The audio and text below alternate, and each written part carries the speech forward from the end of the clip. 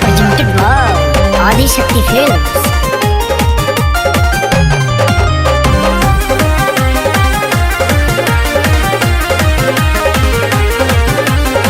कहिना लोग के जुगाड़ी सखी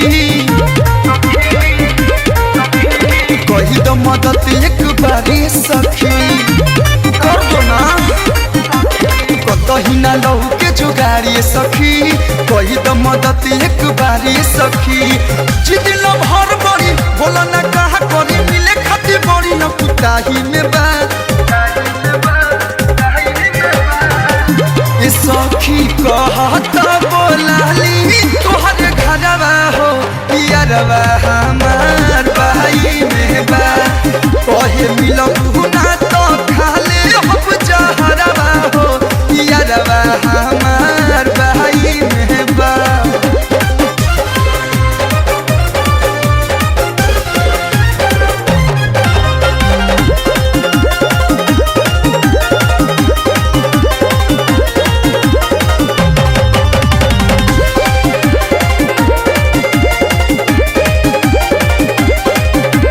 घर के पिछुती देखो खड़ा बखोबे से उहामा दांत पीसता खूबे लाल कोइले बखीसी मुहामा बड़ी खुशी आइल बा। मोरा घर के पिछुती देखो खड़ा बखोबे से उहामा दांत पीसता खूबे लाल कोइले बखीसी मुहामा। मौका संभार दना हुकारी पार दना देहे उनो छत पगलाई में बा सखी कहता बोलाली तोहर घरवा हो यारवा हमार भाई में बा कहे मिलबू ना तो खाले हम जहरवा हो यारवा हमार भाई में बा।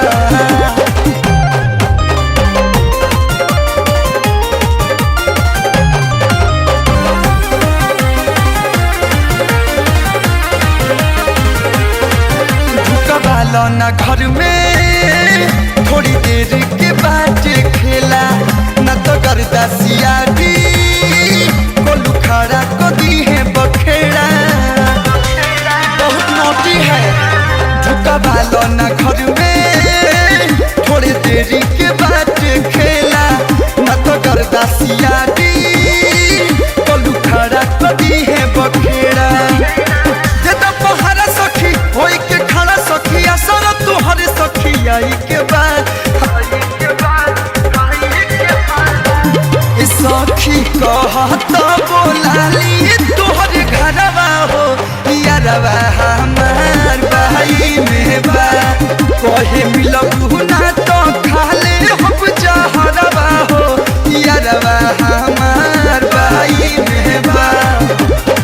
कहिना लोग के जुगाड़ी सखी कही दो मदद एक बारी सखी कर दो ना।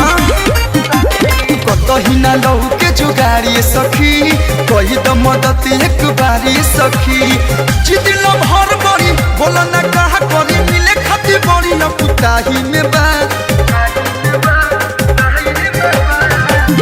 सखी कहता बोलाली तोहर घरवा हो यारवा हमार भाई में बा कहे मिलबू ना तो खाले हम जहरवा हो यारवा हमार मान जाए सखी।